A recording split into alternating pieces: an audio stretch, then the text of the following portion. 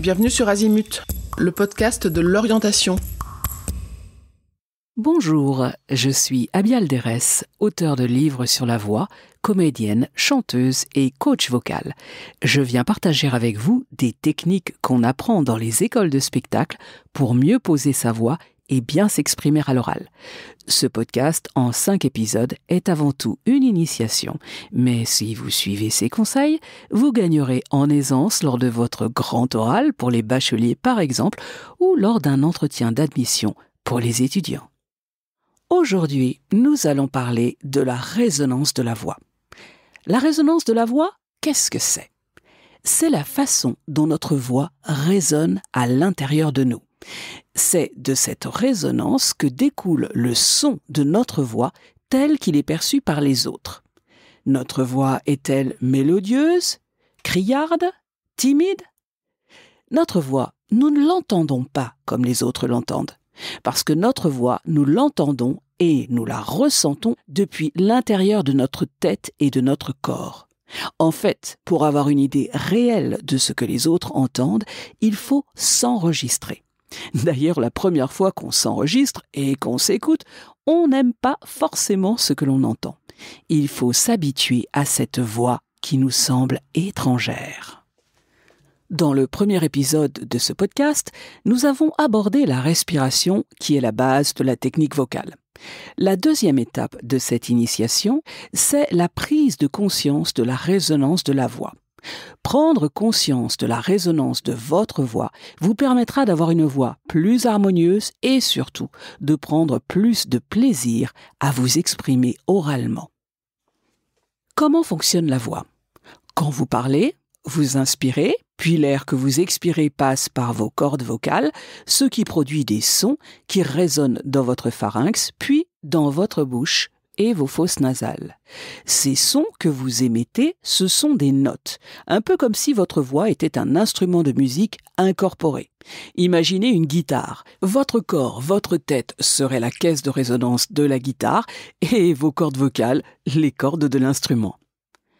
Commençons à faire résonner cette voix. Premier exercice, vous allez prononcer la lettre M.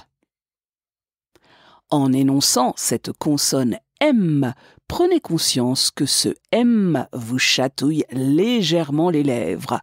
Redites-le. M. Ce chatouillis que vous éprouvez, c'est la vibration du son sur vos lèvres et dans votre nez. Je vous propose le M car c'est le son qui nous permet de ressentir le mieux cette vibration. Mais cette vibration, vous pouvez également la ressentir avec le N et le L, mais c'est un petit peu moins évident. Une dernière fois, je vous propose de répéter après moi un M. Allez-y. Maintenant un N et enfin un L. Très bien. Maintenant, nous allons combiner cette sensation de vibration avec la sensation des consonnes percussives, plosives, celles qui apportent de la dynamique au discours par une forme d'explosion. Le P, le B et le Q. Je vais vous proposer une liste de mots sans queue ni tête, mais qui vous permettra de vous exercer à ressentir ces différentes formes de résonance. Vous êtes prêts ? On y va. Midi, minuit, minime, minimum, biche, bible, bigle, bicycle, biribi, moi, moite, moire, gloire, boîte, quoi, poids.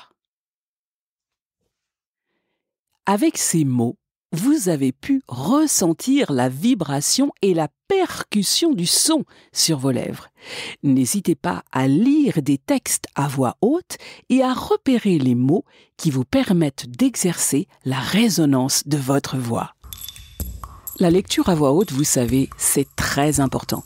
Malheureusement, avec les études, avec l'obligation de rapidité et d'efficacité, on prend vite l'habitude de lire les textes en diagonale dans sa tête. Or, la lecture à voix haute est la meilleure façon de vous exercer à l'oral. Alors, n'hésitez pas à lire vos leçons, vos présentations et même des romans que vous aimez à voix haute pour vraiment ressentir à nouveau le plaisir de l'oral. Voilà, ce sera mes conseils du jour. Rendez-vous au prochain épisode. Cet épisode est terminé. À bientôt sur Azimut.